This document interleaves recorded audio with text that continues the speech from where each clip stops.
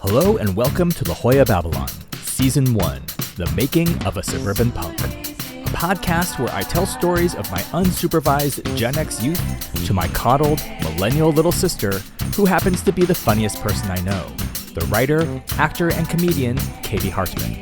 I'm your host, Aaron Hartman.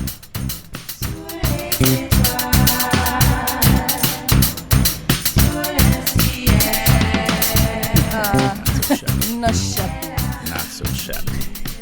Now I have to look at you and engage with you because we're recording now. No, you can still check your phone the whole time we're doing this. Oh, thank God. Hi. Oh, hi. What? No, yeah. Listen, we are so used to doing this. Welcome back to Jolla Babylon. Hell yeah. What's up? Well, let's see here. I've been thinking about Marcy a lot, you know, and for the audience, she is our first cousin who died in January, who we did this amazing burial at sea in San Diego, off the coast of San Diego, not too long ago. And, you know, I have the bulk of her stuff now. Right. Yeah. Which is not that much stuff. Are you stuff. going through it? Well, there's not much stuff, actually. Like it's really like a suitcase, you know? Like I was sent a package of like mail. Right. And then but it's mostly photographs and some mementos here and there. But what it really made me think about is photographs. I feel like you millennials will probably be the last people to have like boxes of photographs that you have to deal with. Yeah, no, we'll just have to pass over the hard drives of all of our saved photos. Yeah, and there's going to be millions of them, right? Everyone has a million photographs on their hard drives and here and there. Yeah, it's going to be worse. And the cloud. It's going to be worse sifting through them on a hard drive. No, it's going to be worse. But what I'm saying is like, so this is now the second time that I have had the responsibility or opportunity to basically go through someone's photographs after they die and sort of, you know, basically throw away a bunch of photographs. Yeah. Right. And so things like sunsets. Yeah. Or basically what I was thinking of, like a photo that's not labeled is trash. Right? Because like, and if it has a bunch of people in it that I don't know or that the next generation doesn't know, it's trash.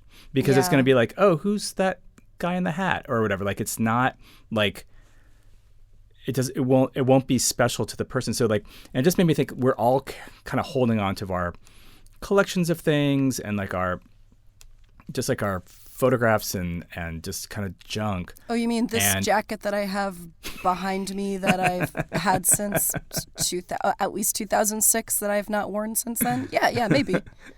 Maybe, but not the jacket. The jacket stays. The jacket stays. Of course. No, I guess it's just like we hold on to things because we like them. We like being surrounded by our stuff.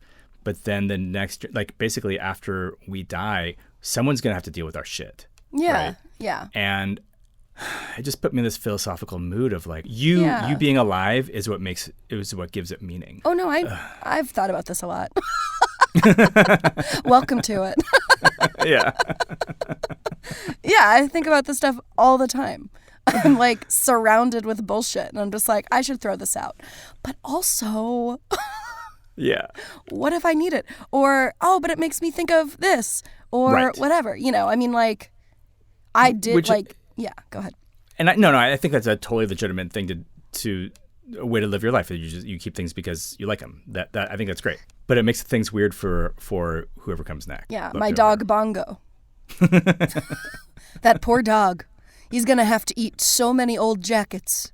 Yeah, he's gonna love it. They'll smell like you. Not this one. Well, I've got a feeling if it's been in that closet, it probably smells like you. That's fair. That's true. That's very true. All right. Thanks for making me feel better about it. Is that what I'm doing? I think. No, I mean you're totally right. I mean it's a whole thing. Isn't there like a Swedish death cleaning phenomenon that's happening? Is it Swedish? I forget. It's like a thing where that is the thing where they're like when you go through your stuff, you're like it means something to you maybe, And if it doesn't, it definitely doesn't mean to anything to anybody below you. Exactly. Yeah. Right. Wow. The Swedes, huh? I think might be one of those Norwegian. types. One of those places where it's like dark half the year and they're like, what should we do today? Oh, I know. Clean out my closet again. Yeah. I've got the time. This time, let's really clean it. Yeah. Yeah. Let's get all the memories out.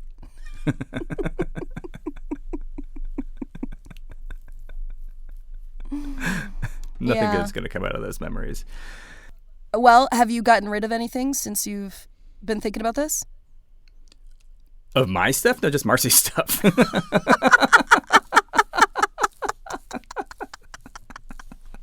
No, Aaron. look at this room.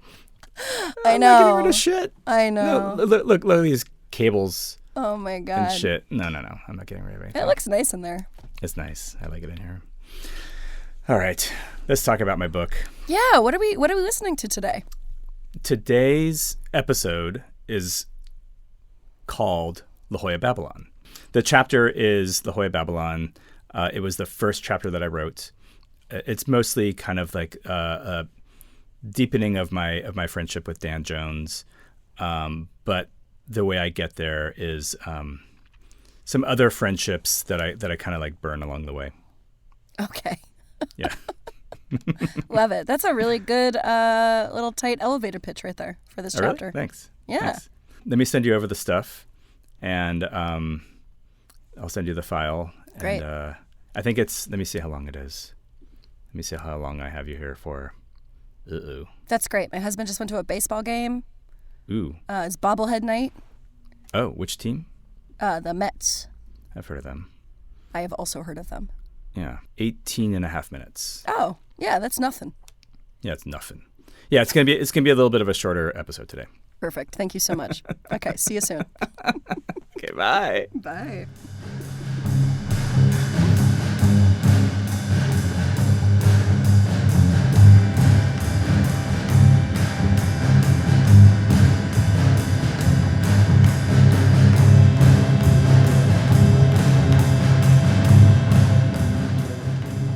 La Jolla Babylon.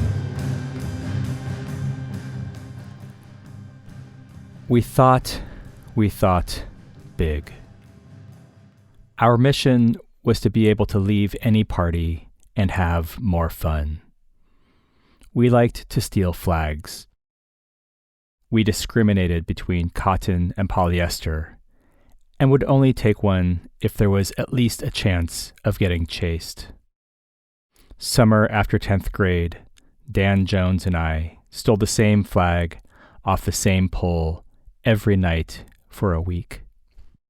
We would walk to La Jolla shores, scrutinize the security situation, and down it would go.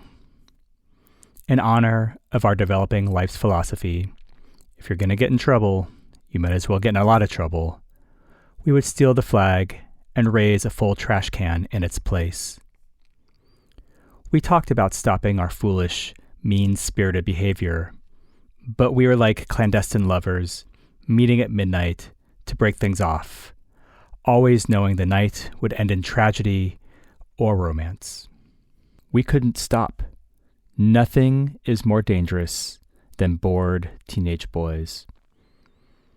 Dan Jones and I had both decided not to drink or do drugs ever again. It was easy for us. One day, he just said, "I'm not going to drink or do drugs anymore." And I said, "Same here."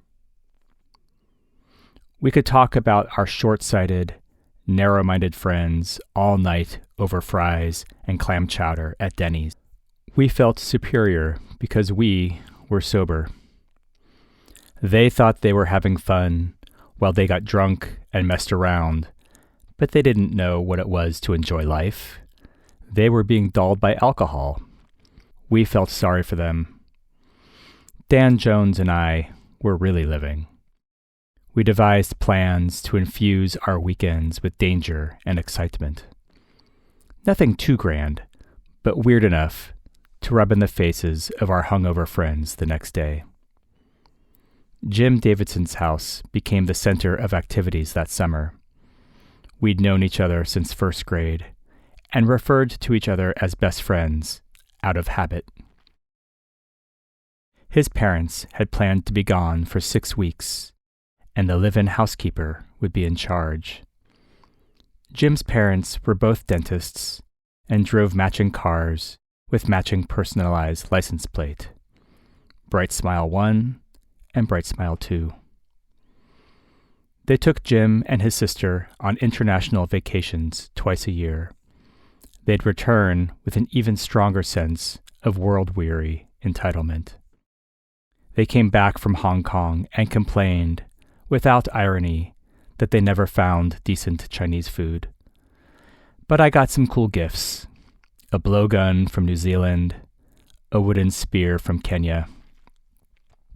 Jim's parents sometimes took me out to dinner in the beach village where they lived. They had credit tabs at all the restaurants and stores within walking distance. When his parents were out of town, he could visit any of these places and pretty much get whatever he wanted. Jim would say, "Charge it," and sign a ledger next to the register. We were both lanky and starting to get hairy in the same ways at the same time. As his competitive side was awakened by his growing libido, he began rolling up his sleeves to his shoulders. He had great biceps, and we tended to like the same girls. Once, after a weekend of watching the Porky's trilogy a couple times, Jim kicked me out of his house so he could study. He had no problem switching modes. I was unsettled by Jim's priorities as he was with mine. His house became a second home to a lot of us. Videos were shown in the darkened playroom, mostly for the purpose of boys and girls who were otherwise too hung up to grope each other under blankets. Jim would wear sweatpants on these nights to make sure that if one of our young female friends wanted to reach into his pants, they would have no obstacle, like a belt or fly, to hinder their progress. My La Jolla friends tended to be overachievers and partied like desperate rock stars. I had begun to distance myself from Jim as the months went by. I watched him change into one of the guys we'd hated the year before. His crimes were nothing too spectacular, but combined with my jealousy of his thing with Shelley Cruz, I could not stand to be near him. When I noticed he wore a brand new Dead Kennedys shirt to a punk show and a brand new Bob Marley shirt to a reggae show, I was ready to condemn him forever. Jim had never stopped telling me how terrible of a girlfriend Shelley was, and how all he ever wanted to do was get away from her. There was one night in particular that was too much for me. Jim had kissed another girl, and Shelley broke up with him. Jim threw a party on the night they were supposed to have it out, and Shelley was pissed. She wanted me to talk to him. He wanted me to talk to her. I was just there because Dan Jones and I wanted to watch Repo Man. Jim drank from a vodka bottle. He wanted me to help him figure out a way to get Shelley back. "I don't know, Adam. I think I really fucked something up here. She's really pissed at me. I bought her a bracelet. What do you think?" "I'm not sure. It seems like you guys fight a lot." Okay, yes. I kind of wanted them to break up so I could have a chance to have sex with Shelley. But it was also super annoying to be around them. Jim brought me into his room. "I don't know what to do, Adam. I don't want to break up with her." He took a slug from the bottle. "I'm in love with her, man." His eyes were crossing, and he was leaning unsteadily against his dresser. "You should stop drinking and tell her what you just told me. Do you want me to bring her in here?" "Yeah, man, that would be awesome. Tell her I'm sorry for being such a dick." "I think you're going to have to tell her. Go drink some water, and I'll see if she'll come talk to you. I'll be back here in 2 minutes either way. Put the bottle down. Go drink some water." I wandered the hall, through the kitchen, and into the playroom, where I found Shelley sitting alone on the floor, cross-legged and crying. Her eyeliner was tragic, and her eyes were bloodshot. When she looked up at me, she looked back down at her knees. I thought you were Jim. No, but he's in his room and he really wants to talk to you. I crouched next to her and could see the smallest bit of cleavage down her V-neck t-shirt. From my vantage, I could tell no one could see where I was looking, so I stared at her tits the whole time we talked. He's pretty wasted. You should be patient with him. Why did he get so drunk tonight, Adam? Why isn't he out here himself? She pulled at her shirt a bit and showed me the edge of her bra. I was having 2 conversations with her, but she was only having 1 conversation with me. I wish I could tell you. Some people are just weird. He's been drinking a lot lately. I hate that. I know, me too. He started getting into it last summer. When did you guys start going out? Last summer. Well, you should go in and talk. Even though he's totally fucked up right now, he wants to work things out. Good luck. I'll be here if you need to talk. I walked her down the hall, and we hugged for an awesomely long time. She never came out of Jim's room. I went back into the den and watched the end of Repo Man with Dan. Vodka was everywhere, drunk straight from bottles, poured into watermelons, and coupled with Jolt Cola. At some point, around 3 a.m, people started heading to the bathroom in pairs. There were loud jokes about skiing. Dan and I left quietly. We walked to the Hoya shores. The flagpole we terrorized for so long now had a lock at its base. It was sadly satisfying to see a direct result of our menacing. We walked north and asked each other about drugs. I knew his father had been a dealer, but I was still surprised that Dan had tried almost everything I could think of. Pot, meth, cocaine, acid, and once a little bit of heroin. We were walking on the beach, past where the boardwalk ended. Our ankles were getting tickled by jumping fleas on the soft sand, so we stayed close to the water where the sand was harder. We walked from the Hoya shores to Scripps Beach, towards a small lifeguard station we liked to go to sometimes. It stood on stilts against the cliff, pushed back among the trees and aloe, at the bottom of the famous Oceanography Institute. It was a hidden fortress teenagers used as a hangout during the summer. Couples would go there to be alone. Our friends would go there to drink or smoke. Dan Jones and I would go there to slide down the pole and talk. We saw a giant sandcastle in the distance. It was close to the lapping shoreline. Weirdly close. It should have been washed away already. Dan and I ran. I raced him at first, but even with a head start, I could always be overtaken. He'd run past me, turn his head, and smile. Sometimes he'd leap into the air and fart on me. We ran hard, energized by the thought of kicking the shit out of this sturdy feat of tourism gone wrong. As we gained on the mound, the shadowy form seemed to grow disproportionately. There was no moon, and the tide was low. We could smell the rotting kelp as we leapt over piles and piles of it. What we both assumed to be a flagged turret was now clearly a bird. It flew away as we came upon it. This was no sandcastle. We stopped running. The bird was flying over us, hovering. Something smelled bad. We tucked our faces into our shirts and walked a loose circle around the shadowless form. It was too dark to make anything out. Go see what it is. I'll give you $1. Something was wrong. We edged closer. The smell became a stench. It was incredible. It smells like your grandma's house. We inched forward.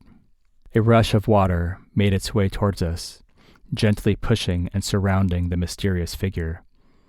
As the tide receded, we could see a little better. It's a seal. It wasn't. It's a fucking goat. It was. We circled it until we were satisfied. There really was a dead goat, rotting on the beach where children play and surfers swim. Its coat was gone, and its eye sockets were empty. It smelled too awful for us to do much more diagnostics. I am grateful there were no sticks nearby. We ran back to the desolate boardwalk. We found ourselves at the payphone outside the giant lifeguard tower. Is this a 911 thing? Should I call 911? Is this an emergency? It is. Dan Jones picked up the phone and began pacing in very short half circles. Hello? Hi, my name is Jim Davidson, and I was on the beach in La Jolla, and I was kicking over sandcastles, and I saw this one. It was dark, so I ran real fast, and it smelled, and it was a dead goat. Then he hung up. Dan Jones called Dead Animal Pickup, the lifeguard, and the non-emergency police line. But every time he was supposed to give the story, he would include every detail of our night. He never got the chance to tell anybody where the goat actually was. We walked back and slept next to each other on reclining lawn chairs in Jim Davidson's backyard. We awoke early. The sun had not yet broken through the morning gloom. We were damp with dew and stiff from our macho attempt to seem impervious to the elements. We'd slept for maybe 3 hours. Jim's house was filthy. We sat in the spacious, light-filled kitchen and debated what to do next. We were feeling generous and made a real effort to share our amazing discovery with our worthless friends. All of the bedrooms were locked, and no one responded when we tried to wake them. We soon gave up, made a couple sandwiches, and took off. The streets were busier than I expected. Dog walkers, stroller pushers, and the odd metal detective cluttered the vista. We passed the deli as it opened its doors. We watched old men reading newspapers at a cafe we'd never noticed before. I got a large black coffee to go. Dan Jones got himself 2 Cokes. The day had a feeling of newness. I'd never seen the morning look so alive. Half asleep and sore, life was good. We stepped over the boardwalk wall and headed north on the soft, cold sand. We were excited, but with hands full of snacks and drinks, we did not run this time. There we stood, blinking at an empty beach. Oh God, where is it? The tide had risen quite a bit. Maybe Dead Animal Pickup picked it up. We sat on the sand and watched the distant surfers for a while. Dawn Patrol. Goat Patrol. It makes me nauseous just thinking about it. How many times do you think you've touched something equally gross without knowing it? We sat, drinking our morning brews, eating Jim's food. The sun broke out from behind the haze, as it always does in San Diego. Dan's mohawk was bent sideways from sleeping outside. He tried to adjust it, using his long shadow as a mirror. What do you do in this situation? Make a sign?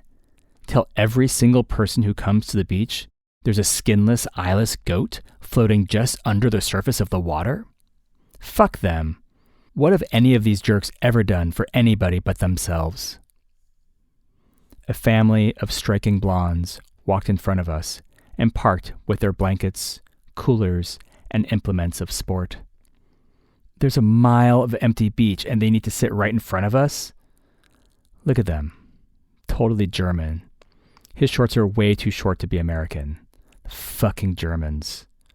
Welcome to San Diego. Come on in. The water's disgusting. The family of mauve and turquoise-suited Europeans lined up at the water's edge and tested the temperature. They stood shoulder to shoulder, facing west, blocking our view. A happy family about to jump into the Pacific Ocean for the first time. Dan Jones and I stood up. We watched them frolic in the ankle-deep tide. Just before they made their first bodily splash, we turned around and went back to Jim's house to sleep some more.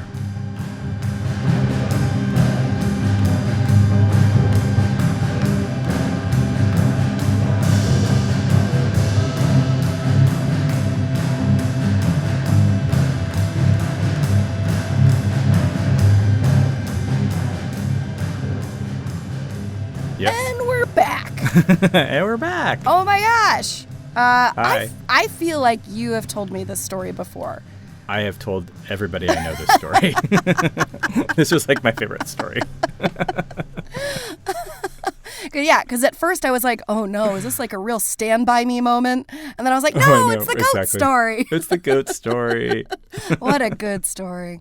You know, I feel like it's one of those things where like while it was happening, I was like, this is historic. You know what I mean? Totally. It just feels like a pure Gen X beach San Diego story. Yeah, this reads like a classic, like boyhood tale. We were mostly weirded out by the fact that it was a goat. Now that I live in New York, I'm like, oh, it escaped from like a halal farm or whatever. Like, you know what I mean? I guess there are a lot of goats on Catalina Island. Oh, sure. That makes a lot of sense. Yeah, Right. And if its coat was missing, like if it was just all the meats, like it had taken a long It'd been time. on there for a while. Yeah. Ooh, boy. That makes sense. Yeah, but at the time it was just like Satan worshippers. I mean, there's the only thing that we could come up with were things like that. You know what I mean? Was the satanic panic happening at that moment? God, probably. I mean, this was probably it was 88 or 89. Sure. Yeah, absolutely. Yeah. That's incredible. But the panic was, I think, with parents, not with No, of course. punks. But it'd be kind of funny if like you guys were just like, yeah. oh shit, maybe there is some truth to it. Totally. Well, we, because the eyes were missing, and I think that we also like just watched Rosemary's Baby. What's wrong with his eyes? What a good movie. And speaking of movies, when you were talking, when you told when you read the Shelley story, just boys. I'm just gonna let you know she knew you were looking down her shirt. She was just like, oh great, now I'm getting delicious attention from this guy. Or this fucking guy. I'll give him a little pity bra. Pity bra. But there were a few things that really stuck out to me. I loved the sentence, how many times have you touched something equally as gross and didn't know it? It's true though, right? Oh yeah. No, something also I think about all the time that I have to actively put out of my mind. Yep. Especially like riding on the subway. It's just like, I know people who are just like, I will not sit on the subway. I will not sit on the subway or any sort of seat. And I mean, I actually will not sit on a wooden subway bench, but that's only because when I think I first got to the city in like the first 3 years, there was a crazy bed bug epidemic where people were like, don't sit on the subway seats. Dude, or maybe just our sister said that. I don't know. Right. And then just the detail of his bent mohawk, which is like, it's just so funny to have that and then have to see someone like adjust it. You know what I mean? Yeah. As it just stands for something, the idyllic symbol is like it's like a powerful thing, you know what I mean? It's like this, and then it's just like, oh boy, it can also bend. Yeah. It's just hair. It's also just fashion. It is just fashion. Yeah. Yeah. Oh boy. Yeah. When you were writing this, was there stuff that like, I don't know, that you maybe wrote and then deleted? Oh my God. So, well, I actually, I did this whole like kind of parenthetical section when he says it smells like your grandmother's house. Oh yeah. There's Rude, like a several I know. But there was actually no, and the reason why he said that was because there was actually a several page thing that I took out, which was, it was like, indeed. So basically, like so we used to visit my grandma, and we would, she had one of those, she was living in, like in a retired retirement community kind of thing. Yeah, yeah. It's just an apartment building, and so to get in, you had to punch in numbers and the door would buzz and you would open it. But I would always forget the code. And so I would have to there'd always be people kind of milling about the little lobby. And I'd have to convince people to let me in. Right. If I had Dan with me, then no one would ever let us in because it was long hair and mohawk. It was just like, we're here to rob you, whatever. Yeah. But so we were there once and we were going up in the elevator and it started smelling worse and worse as we were going up. And as the doors opened, a gurney started kind of heading down the hallway towards the elevator. And, someone in one of my grandma's neighbors had died and had, no one had known for a while. And so it was like this really brutal thing. And so I wrote this whole thing that was like, you can't keep everything. Yeah, no, I mean, especially because this chapter is so focused on leading up to the goat. Mm-hmm. Yeah. No, that makes sense. Yeah, it's always sad to kill your babies, but yeah. Tell me more. Just kidding. Yeah. Has anybody reacted in a weird way when you've told them that story? Yeah, you know what? My wife Alicia, she's like, I don't think that story is as good as you think it is. Oh my God. She might as well have just said, your grandmother smells like a dead body. She's like, I think you find that story more charming than it really is, which is probably true. I find, there's no end to the delight that I think this story is perfect. Two boys finding a dead goat on the beach and then not knowing what to do, right? Yeah. No, yeah. She's very good at sort of pointing out that I was kind of neglected, and I was gonna say something, but that's fine. I'm glad that you brought it up first.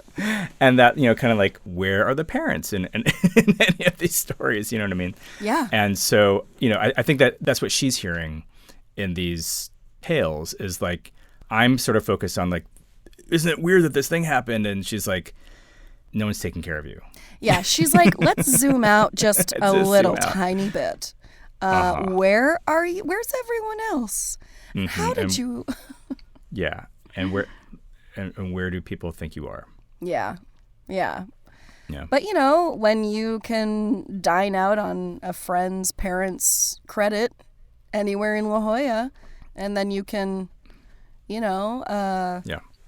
bring back a couple of young lovers and then wander around and find a dead goat. Did you really miss being parented? No, I had a blast.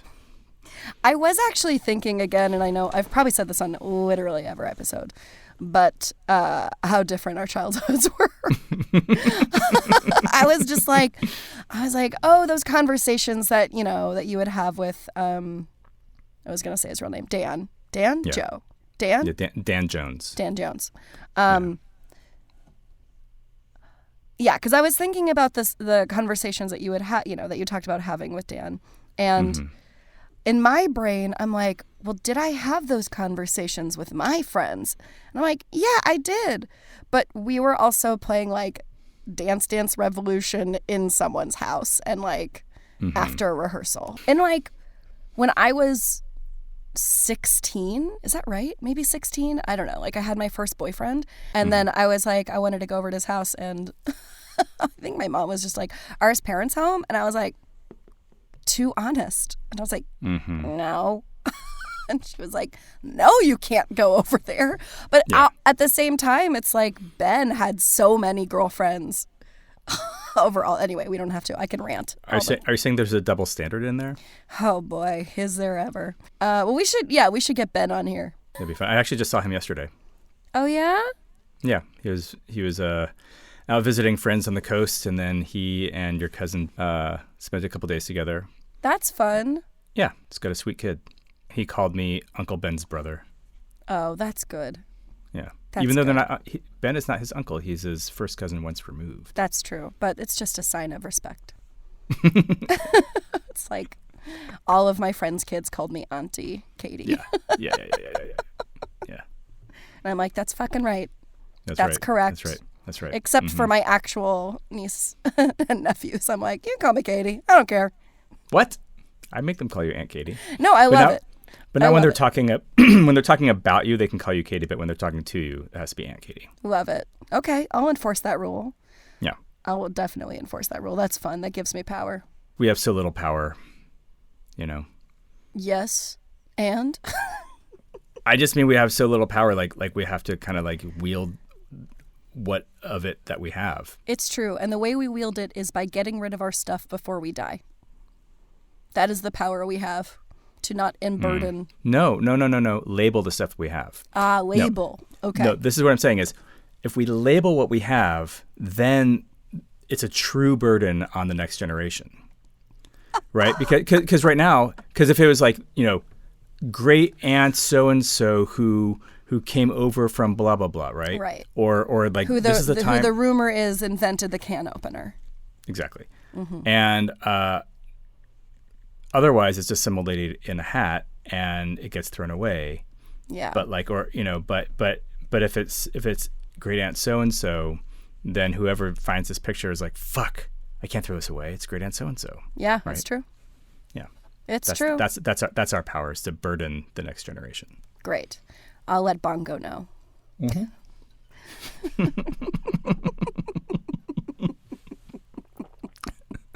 I'll let Bongo know. Well, that was very fun. A classic Aaron Hartman story, if ever there was one. Awesome. Written down for full posterity. Cool. Can you tell that I'm sweating really hard in this closet? Not at all. No. Oh, that's good. You can't see that my glasses are literally fogged up in here? You know, now that you mention it, I do see, yeah, actually your eyes are a little bit beclouded. It's so hot. Hey, this was super fun. Yeah. I'll let you take a cold shower and take care of yourself. Thanks. Have a cold drink. Thank you. And great seeing you. Yeah. What's on the docket? Oh, what's the next episode? Okay, hold on. Where is it? Where's my little notes? Okay. Oh shit. So the next one. Okay. The next one also has one of the classic tales from my youth that for a long time I actually thought was maybe, it was just like so insane that I thought it was maybe I had sort of made it up. And then about 10 years ago, I got a Facebook message from one of the principal people in this story who was like, hey, remember when I did this insane thing? I did that to impress you. And so I was like, oh my God, it really happened. So yeah, I am really, I think you're going to like, I don't think you know this story. Okay. Amazing. And it's going to be, a bit of a watershed, I think. Yeah. Okay, define the word watershed for me. I don't know what it means. Okay, see you next week. I love you. I love you too. Bye.